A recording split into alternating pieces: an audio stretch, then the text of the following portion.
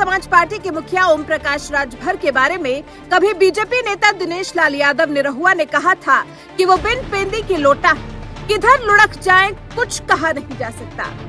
पहले भाजपा में रहला तो कहला कि जे माई बहन के संगे घात करी सपा के वोट दे या जो संगे हूँ का कहबा। देखा उनके अमान इतने खाली कहल जाला कि वो बिना पेनी का लोटा तो कब के ढरक जी उनको कोनो भरोसा ना।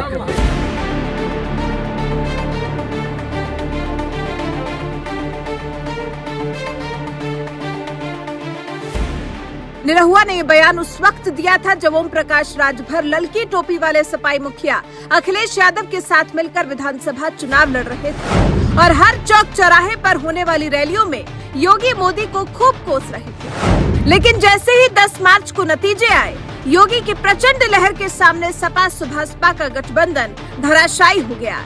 ये हार क्या कम थी कि आजमगढ़ और रामपुर लोकसभा सीट पर हुए उपचुनाव में बीजेपी ने एक बार फिर डबल अटैक देते हुए दोनों ही सीटों पर सपा सुभाषपा गठबंधन को करारी शिकस्त दे दी।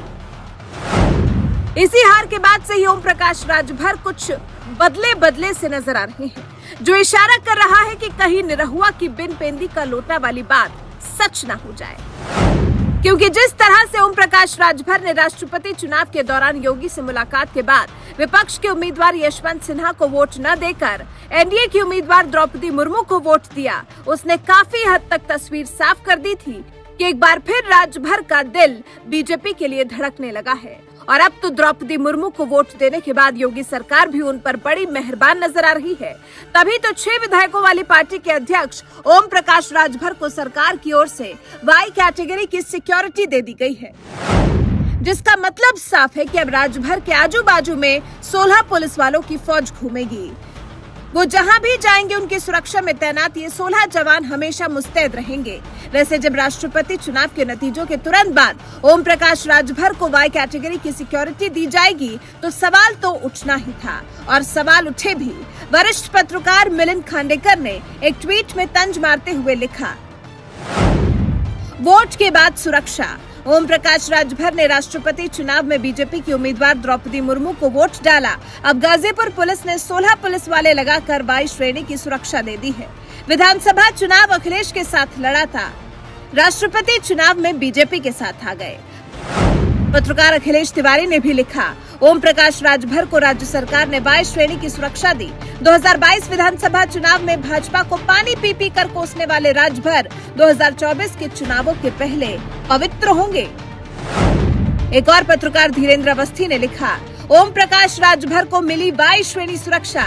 राजनीतिक गलियारे में चर्चा है कि सरकार द्वारा राजभर का ख्याल करना कहीं न कहीं आने वाले लोकसभा चुनाव को लेकर नया संकेत है। एनडीटीवी के पत्रकार सौरभ शुक्ला ने लिखा, ओपी राजभर को वाई श्रेणी की सुरक्षा दी गई। राष्ट्रपति चुनाव में अखिलेश यादव से बगावत कर राजभर ने एनडीए की उम्मीदवार द्रौपदी मुर्मू का समर्थन किया था। ओपी राजभर को कल ही राष्ट्रपति नतीजे के दिन वाई श्रेणी की सुरक्षा दी गई है। राष्ट्रपति चुनाव से पहले राजभर ने अमित शाह से भी मुलाकात की थी। ओम प्रकाश राजभर को जब से योगी सरकार ने वाई कैटेगरी की सुरक्षा दी है, तभी से सोशल मीडिया पर कुछ इसी तरह की प्रतिक्रियाएं सामने आ रही है। लोग इसे एनडीए उम्मीदवार द्रौपदी मुर्मू का समर्थन करने के बदले बीजेपी की ओर से दिया गया तोहफा मान रहे हैं। वैसे एक बात और आपको बता दें कि यही ओम प्रकाश राजभर हैं जिन्होंने विधानसभा चुनाव के दौरान योगी मोदी को खूब कोसा था।